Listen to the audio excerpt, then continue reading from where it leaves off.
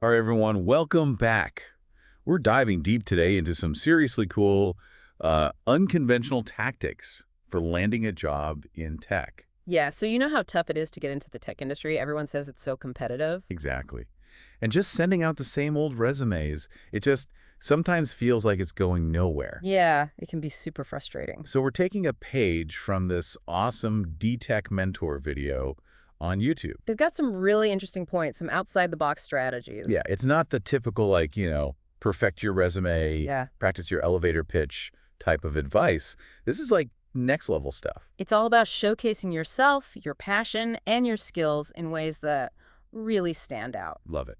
So let's jump right into it. Yeah. Tactic number one, networking beyond the job fair. Right. So we've all heard networking is crucial, right? Oh, yeah, always.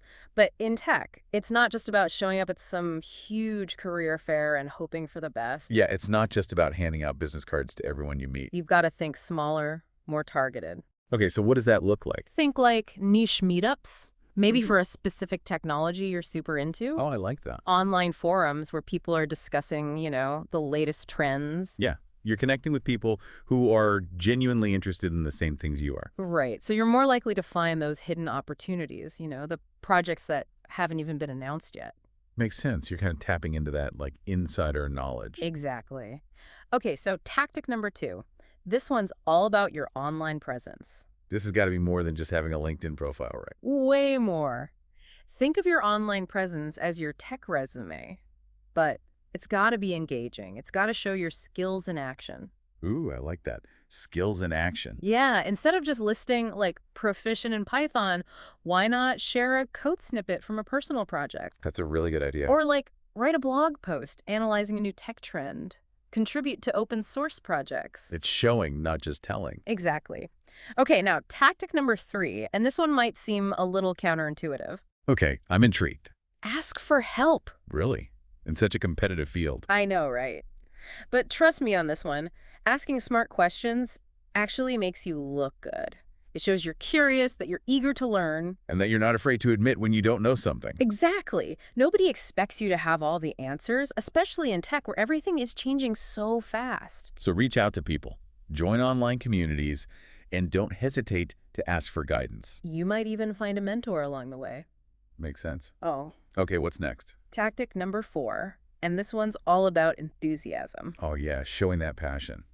Gotta have that. Think about it. Tech companies thrive on innovation, on creativity. They want people who are excited to be there. Exactly. They want people who are genuinely passionate about problem solving and pushing boundaries. And that enthusiasm is contagious. It can make you stand out from the crowd. All right, now for the final tactic from this video. Tactic number 5, leverage your skills. And this is where things get interesting. This is where the crossover position method comes in. You might not have a computer science degree, but that doesn't mean you don't have valuable skills. Okay, break that down for us. What is the crossover position method?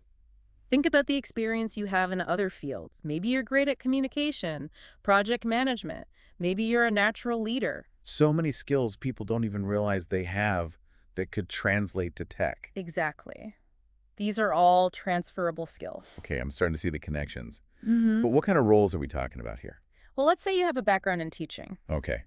Not usually the first thing that comes to mind when you think tech, right? Not on the surface, but think about it.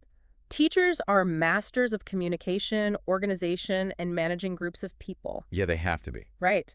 Those skills translate incredibly well to leading tech teams, managing projects, or even training new hires. So they could find a great position at a tech company, even without a computer science degree. Absolutely. So don't get discouraged if you don't have the traditional background.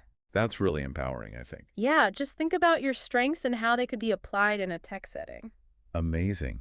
So we've covered 5 really unconventional tactics here today.